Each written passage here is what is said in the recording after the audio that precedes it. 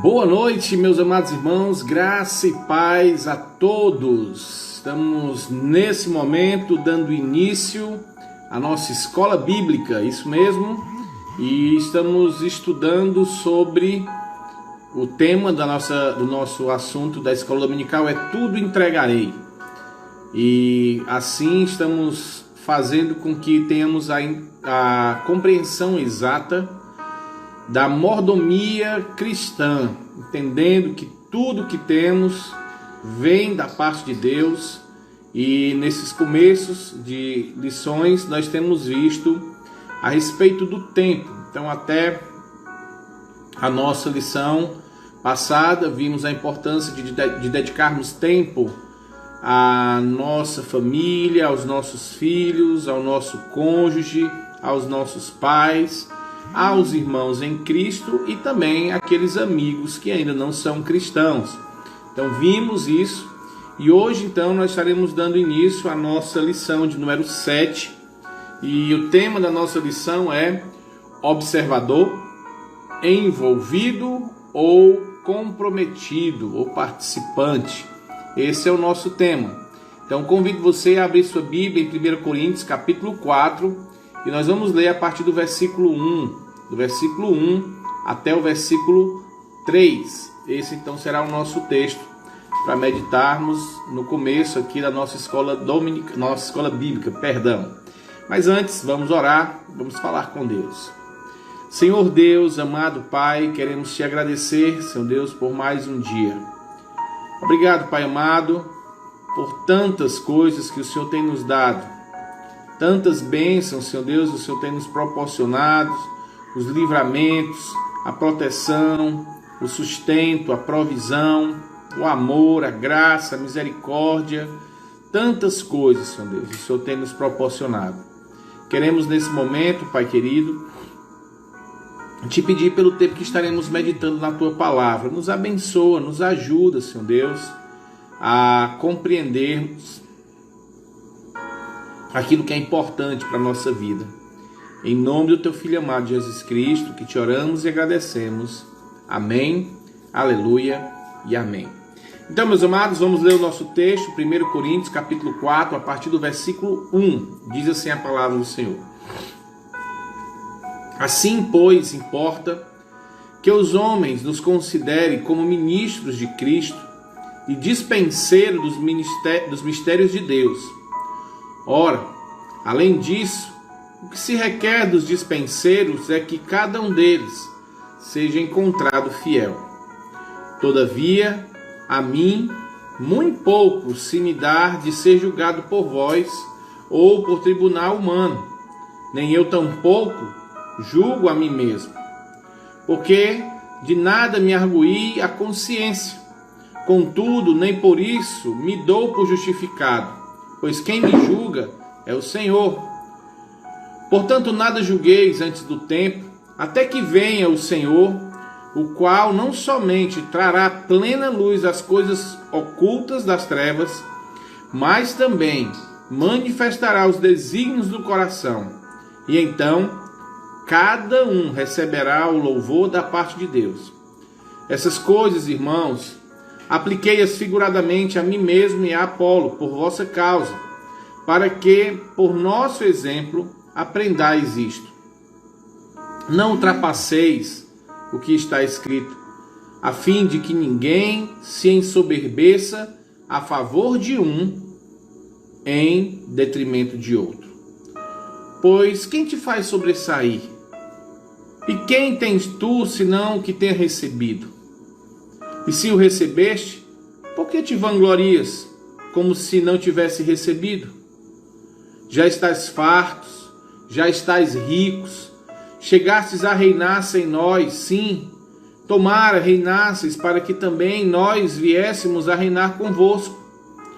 Porque a mim me parece que Deus nos pôs a nós e os apóstolos em último lugar, como se fôssemos condenados à morte, porque nos tornamos espetáculo ao mundo, tanto a anjos como a homens. Nós somos loucos por causa de Cristo, e vós, sábios em Cristo, nós fracos e vós fortes. vós nobres e nós desprezíveis. Até a presente hora, sofremos fome e sede e nudez, e somos esbofeteados e não temos morada certa. E nos afadigamos trabalhando com as nossas próprias mãos.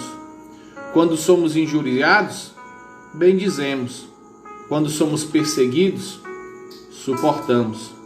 Quando caluniados, procuramos reconciliação. Até agora temos chegado a ser considerado lixo do mundo, escória de todos. Que texto forte para se ouvir. Aqui vemos Paulo falando então um pouco do seu testemunho, da sua vida.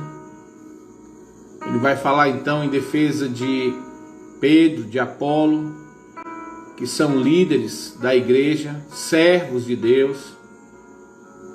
E ele está dizendo que tudo que eles fazem por amor a Deus. Ele quer que todos também façam a mesma coisa por amor a Deus, conduzidos pelo Espírito Santo.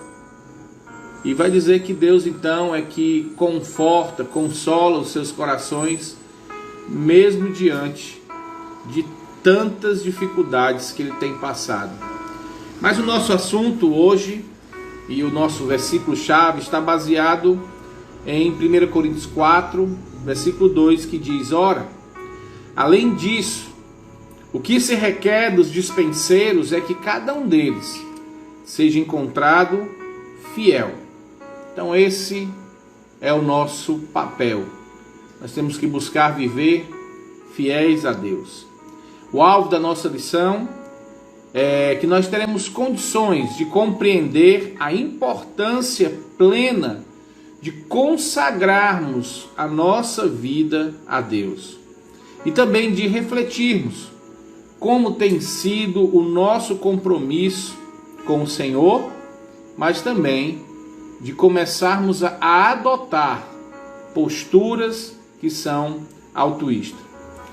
Platão dizia o seguinte: a vida sem exame não é digna de ser vivida. Todo ser humano precisa saber e se posicionar. Ele precisa saber colocar o seu ego no devido lugar. Jeremias se expressou assim, dizendo: esquadrinhemos os nossos caminhos, provemo-los e voltemos para o Senhor. Quando nós estamos progredindo em uma trajetória que nós estabelecemos para nós mesmos, nós não nos preocupamos muito com as interrogações da vida. Mas quando nós atingimos o alvo e não estamos satisfeitos, porque chegamos onde a gente queria chegar, e não sentimos realizados, muitas vezes a gente começa a fazer questionamentos. Quem sou eu? Por que eu estou aqui? Por que eu existo? Por que eu faço isso? Se sou bem sucedido, por que eu estou me sentindo mal? Se eu não atingir o meu alvo, por que então eu fico ainda a questionar algumas coisas?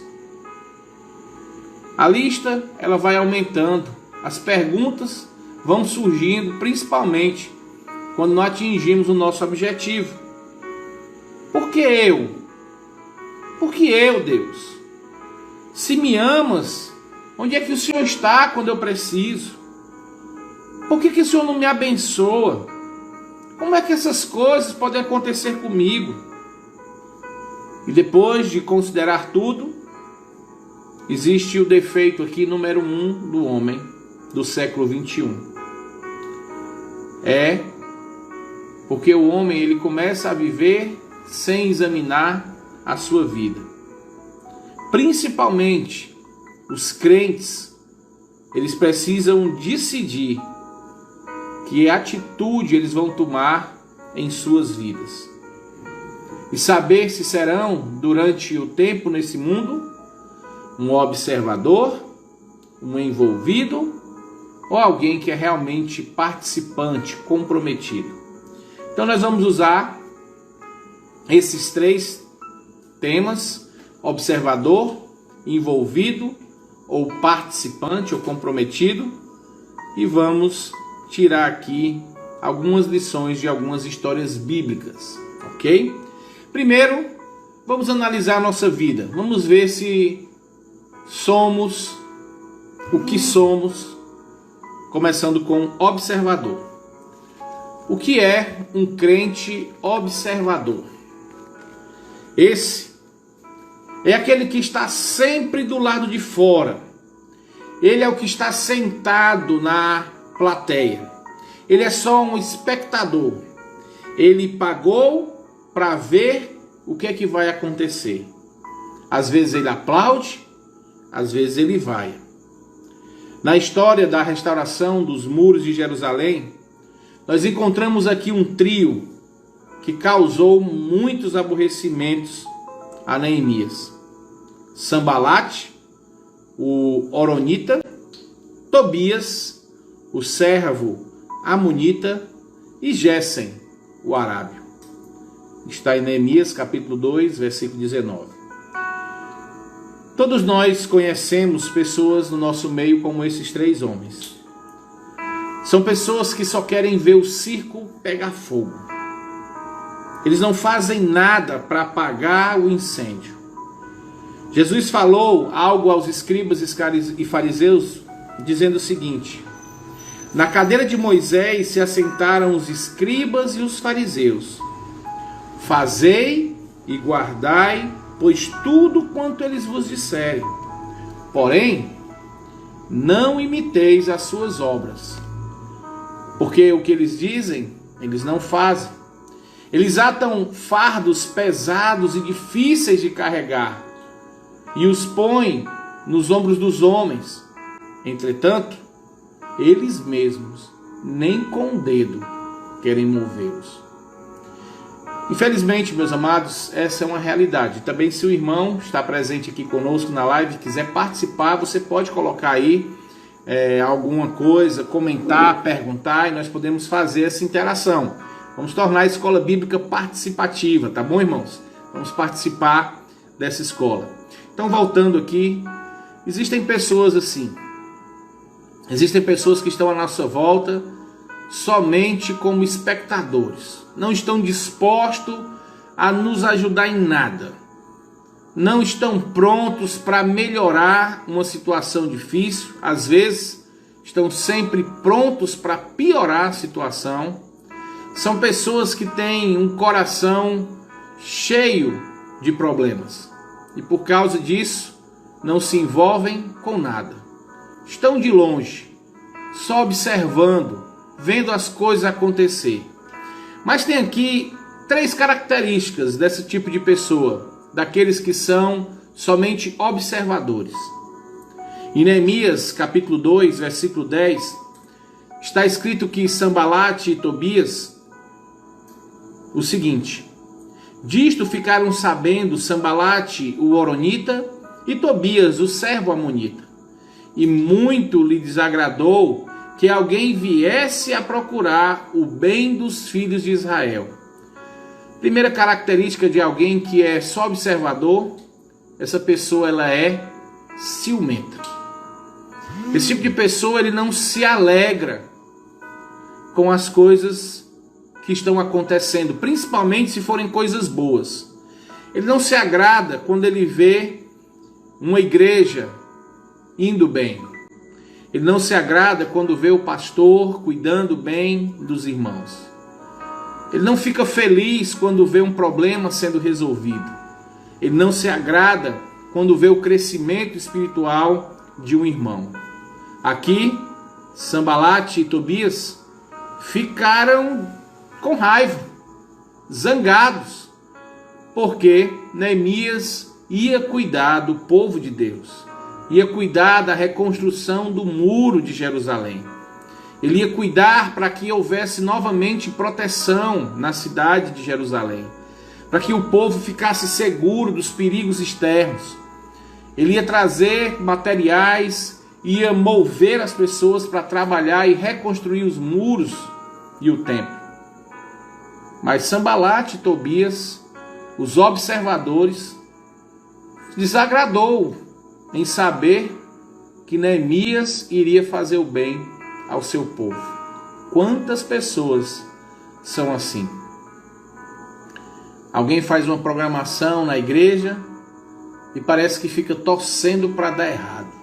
Não participa, não se envolve, não contribui, mas no momento que chega, que está tudo feito, está sempre reclamando, ou sempre busca alguma coisa para dar errado.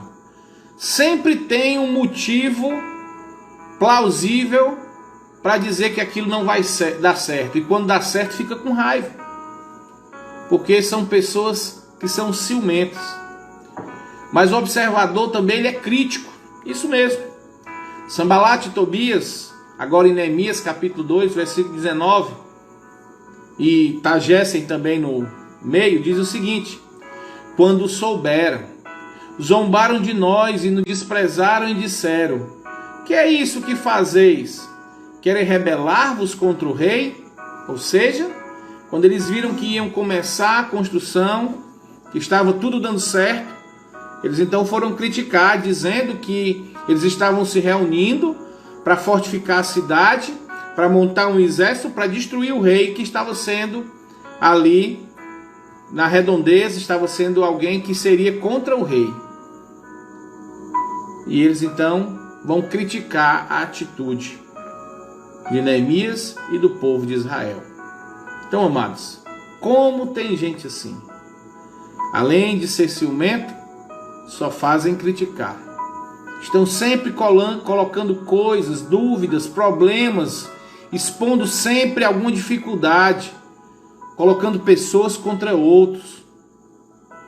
O observador, ele é um grande mal aonde ele está.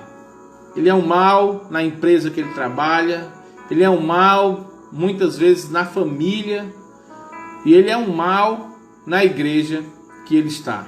Porque ele critica, tudo ele fala, e sempre está procurando criticar de forma negativa, criticar que não vai edificar, é uma crítica que não é construtiva, mas sempre é para trazer o mal. E também o observador ele é sarcástico.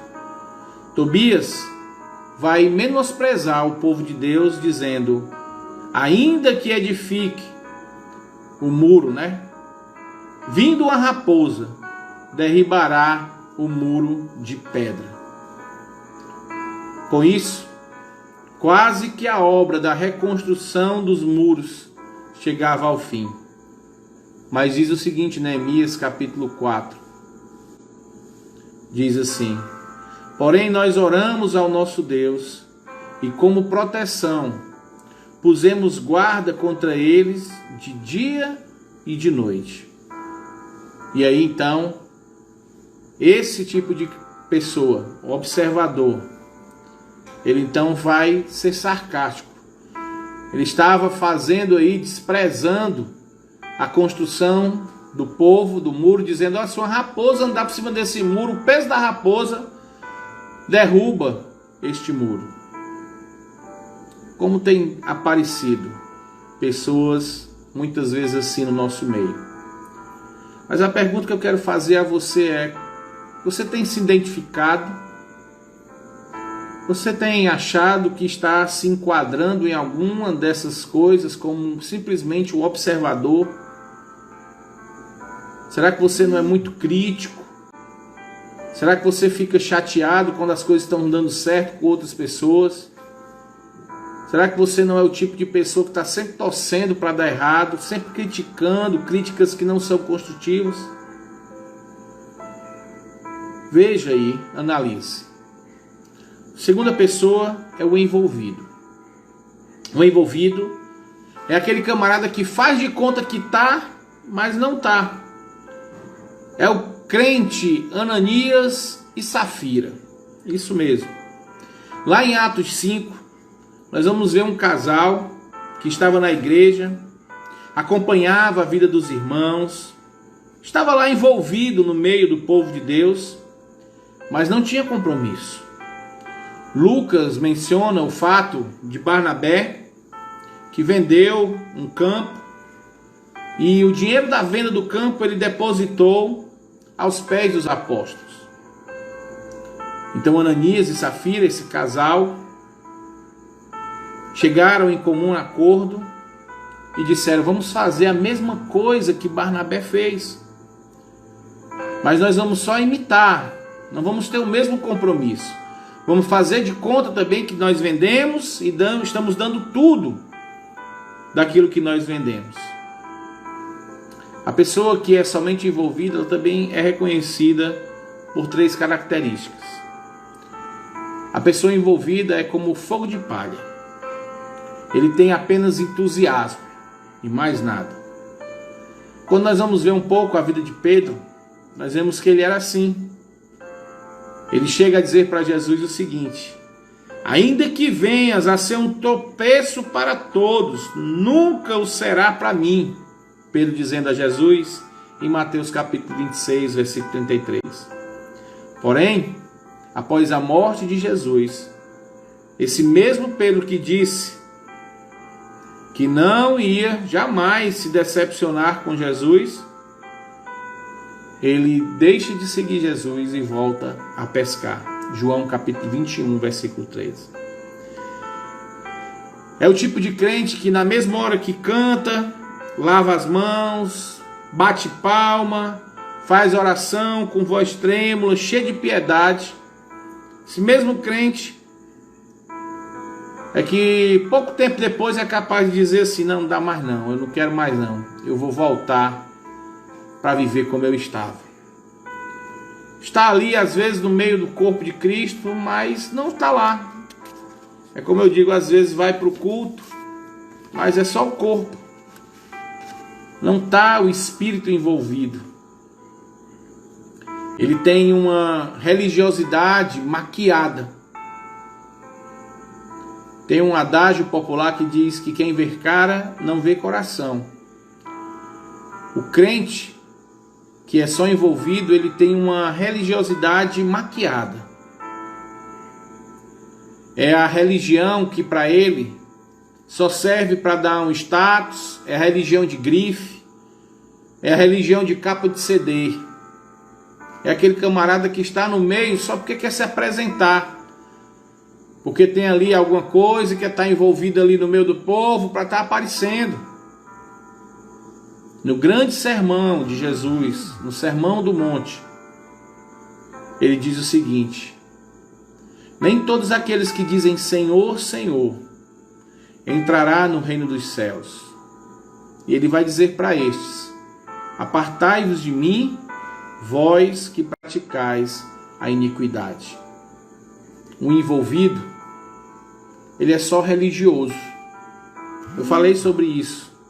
Ele cria ali os trejeitos, o linguajar, ele tem lá o jeito de falar, ele tem uma cara de piedoso, se veste como piedoso, mas não tem o coração envolvido nas coisas de Deus. Aquele crente que é só envolvido, ele tem uma fé, mas não é fiel.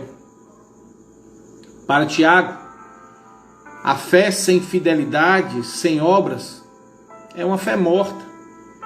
Não basta estar apenas envolvido. Jesus diz algo importante, ele diz: eu sou a videira verdadeira e o meu pai é o agricultor. Todo ramo que está em mim e não der fruto, ele corta, e todo aquele que ele dá fruto, ele limpa, para que produza mais fruto ainda. A fidelidade nada mais é do que a fé em ação. O nosso versículo-chave, lá de 1 Coríntios capítulo 4, versículo 2, diz: o que se requer dos dispenseiros do Senhor é que eles sejam encontrados fiéis, não só envolvidos. O crente comprometido, ele cumpre as suas obrigações. O crente envolvido, ele está ali aparecendo, mas é um crente faltoso. É um crente que não participa ativamente de nada, está mais enrolando, está presente em todas as programações, mas não se envolve para que as programações aconteçam. Está ali orando para missões, mas não contribui para que missões aconteçam. não faz nada para que missões seja algo que vai realmente sair do seu coração. Ora para que os projetos da igreja dê certo, mas não se envolve, não participa nos projetos da igreja. Está no meio ali fazendo sempre um burburinho, uma zoada, um negócio, mas não se compromete. Sempre na hora de botar a mão na massa, some, desaparece. Ele fala, mas não faz. Diz que vai, mas não vai. Como disse, vê se eu tentar lembrar aqui o Haddad, né? Promete como sem falta e falta como sem dúvida. Diz que vai, não, pode contar comigo. E na hora, não aparece. Não é fiel. Faz as coisas de última hora, do jeito que dá. E isso é ruim. Então nós vimos o observador e vimos o envolvido. Então dê uma analisada aí. Como é que tem sido a sua vida? Como é que tem sido o seu compromisso nas coisas de Deus? Você tem sido apenas um telespectador? Alguém que está só observando e sempre criticando? Sempre botando defeito? Se ficar bom ali, dá uma palma, mas torce para que dê errado? Ou você tem sido aquele que está ali no meio, sempre ali passando, mas não tem compromisso? Não age, não se compromete com aquilo que está acontecendo. E o terceiro e último é o comprometido. Esse é aquele que está por dentro de tudo. É o que está pronto para pagar o preço das suas convicções. E um exemplo de uma pessoa comprometida é a rainha Esther, no reino de Assuero. Nós sabemos que não foi por acaso que ela foi colocada como a rainha da Pérsia. Deus colocou nessa posição porque Ele conhecia muito bem Esther. Ele conhecia o caráter dela, o comprometimento que ela tinha com seu povo. E se nós formos analisar aqui a vida de Esther, nós vamos destacar aqui também 3 marcas de uma pessoa comprometida. A pessoa comprometida, ela é convicta, ela tem convicção. Esther era assim. As suas fortes convicções não deixaram ela fugir do seu compromisso. A sua vida era muito mais do que um corpo físico que atraía o rei Assuero. Esther tinha uma vocação, ela tinha um dom de Deus. Ela tinha um carisma que o Senhor iria usar para livrar o seu povo. Uma pessoa que tem convicção, ele não foge quando as coisas estão dando errado. Uma pessoa que tem convicção, ele permanece firme. Ele está lá, ciente do seu papel. Jesus diz que ninguém que tendo posto a mão no arado, que olha para trás, é apto para o reino de Deus. A pessoa comprometida, ele entende isso. Ele olha para frente, vai seguir em frente e vai cumprir aquele determinado projeto que o Senhor colocou no seu coração. Não são as dificuldades, não é a possibilidade de perder algo que vai o afastar daquilo que Deus chamou. Segunda marca de uma pessoa comprometida é que ela não faz uma reivindicação somente para si. Ela não é egoísta. O seu desejo é satisfazer aquele que a regimentou, como diz 2 Timóteo, capítulo 2, versículo 4.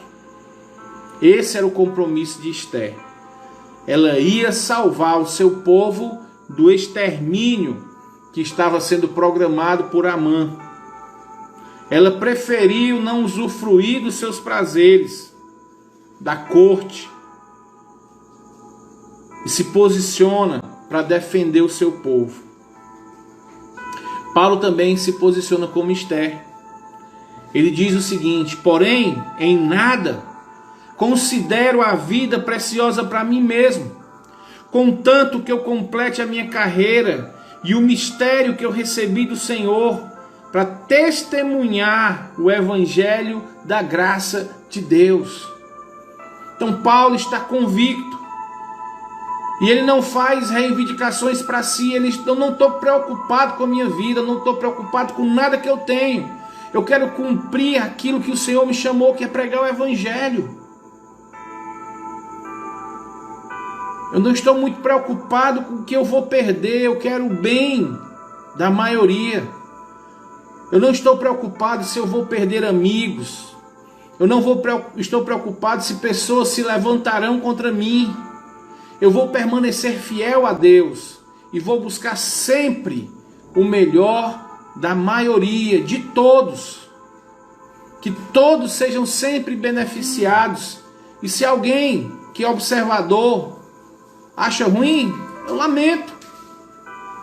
O benefício é para todos. Mas o observador não acata, não gosta, sente ruim, difama, prejudica, torce para dar errado. A pessoa comprometida também ela é altruísta. É aquele que pensa mais no bem-estar do outro. Esther diz o seguinte para Mordecai: vai, ajunta todos os judeus que se acharem em Suzã e jejuai por mim, e não comais, nem bebais por 3 dias, nem de noite nem de dia. Eu e minhas servas também jejuaremos. Depois irei ter com o rei, ainda que é contra a lei. Se perecer, pereci. Esther, capítulo 4, versículo 15 a 16. Disse Jesus em João 10, 11: eu sou o bom pastor. O bom pastor dá a vida pelas ovelhas. O comprometimento de Esther era o mesmo comprometimento de Jesus. Era um comprometimento com o Pai para salvar o povo de Deus. Jesus não estava preocupado em salvar sua própria vida, assim como Esther. Aqueles que estão comprometidos com Deus, eles estão prontos a morrer para que pessoas sejam salvas, para que pessoas sejam beneficiadas. Pessoas comprometidas se desgastam, seu tempo, sua vida, seus bens. Eles não se preocupam com o que podem perder. Eles estão vendo se pessoas à sua volta estão podendo ter refrigério na alma, na vida. Pessoas que estão comprometidas com Deus, eles doam sua vida. Eles combatem um combate, eles guardam a fé e eles completam a carreira que foi proposta. E aqui eu faço uma pergunta para você agora.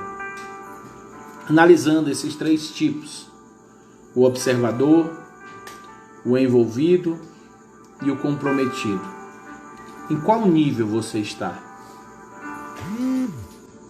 Você pode ser, ao se examinar agora, pode dizer: eu sou uma pessoa que estou comprometida verdadeiramente com a obra de Deus. Eu tenho sempre buscado o bem dos meus irmãos, eu tenho sempre me doado para os meus irmãos. Para mim não interessa, a minha vida não tem valor. Ou você é envolvido, está lá, aparece, mas não se compromete, não mergulha a fundo. Ou você é só o observador, fica de longe, só vendo as coisas. Como diz aqui o nosso devocional, o nosso estudo bíblico, só vendo o circo pegar fogo. Existe um jovem rico em uma parábola de Jesus que era um bom observador. Ele chega e diz assim para Jesus: bom mestre, o que farei para herdar a vida eterna? Ele estava envolvido na sua religião, na religião dos seus pais. Jesus diz: olha, faz isso, vende tudo que tens, cumpre os mandamentos. Primeiro ele diz: cumpre os mandamentos. E ele diz: o que, mestre? Tudo isso eu tenho observado desde a minha juventude. Mas chegou a hora de assumir o compromisso. E Jesus diz então: vende tudo que tem e dá aos pobres e segue-me. E o que acontece? O coração desse jovem é revelado. Diz que ele se retirou triste porque era dono de muitas propriedades. Não quis se comprometer.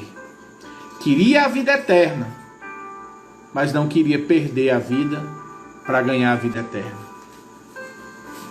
Ricardo Gondim, no livro O Artesão de uma Nova História, ele faz uma excelente colocação quando comenta sobre a grande comissão em Mateus. Ele diz: olha, não substitua o ide de Jesus por nada. Se você não pode ir ao Japão, vá ao outro lado da rua. Se você não pode ir à França, pegue um ônibus e vá evangelizar numa praça da sua cidade. Se você não pode ir para uma região na Amazônia, vá em uma favela, vá no seu bairro, procure pessoas de classe A, vá na cadeia, no escritório, no estádio de futebol, vá no seu trabalho. Só não fique parado onde está. Não interprete o ide de Jesus de outra maneira, porque ir significa ir mesmo. Se comprometa. Então, amados, estamos aqui chamados para servir. Não fomos chamados para observar os outros servindo. Não fomos chamados para estar no meio ali causando rebuliço. Nós somos chamados para servir ao Senhor, a nos comprometermos, a vivermos e desgastarmos a nossa vida e aquilo que temos, que o Senhor nos dá, para a glória de Deus, para a propagação do reino de Deus. Então analise sua vida. Veja hoje em qual nível você se encontra. Se for um observador apenas, saia urgentemente.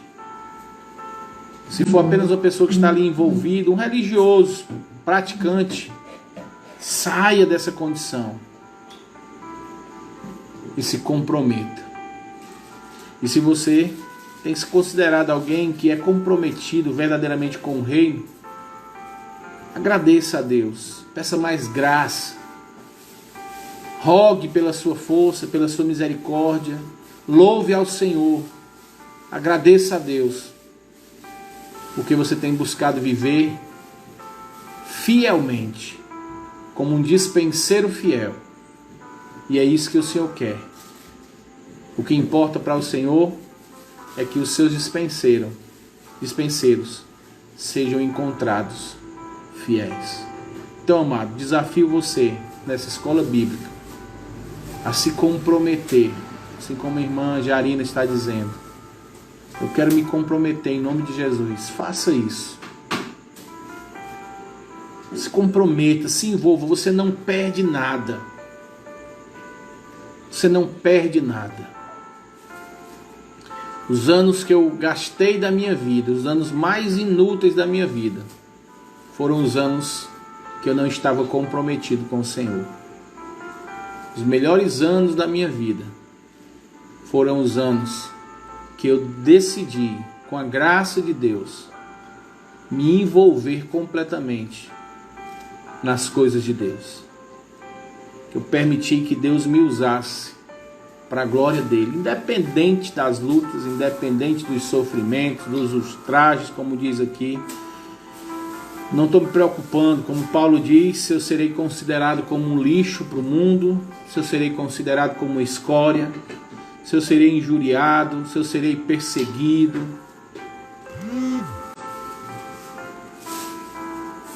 Vou continuar trabalhando, independente se vou passar por dificuldades, como diz Paulo, fome, sede, nudez, se serei esbofeteado, se terei ou não morada certa. Uma coisa eu tenho convicção. Eu tenho convicção para que fui chamado. Eu fui chamado para servir ao Senhor e viver para a glória dele.